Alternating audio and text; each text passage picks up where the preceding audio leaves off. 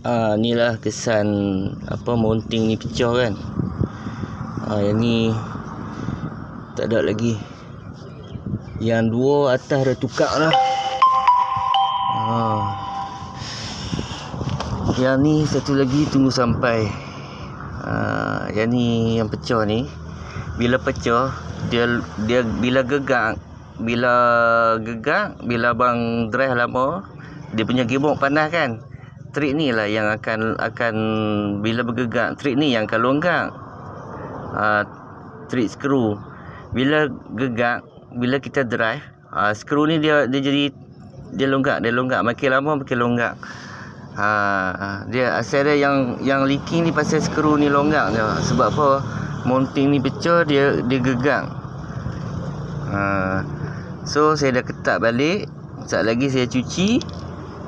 Lepas tu minyak gear saya dah tambah dah 1 liter lebih.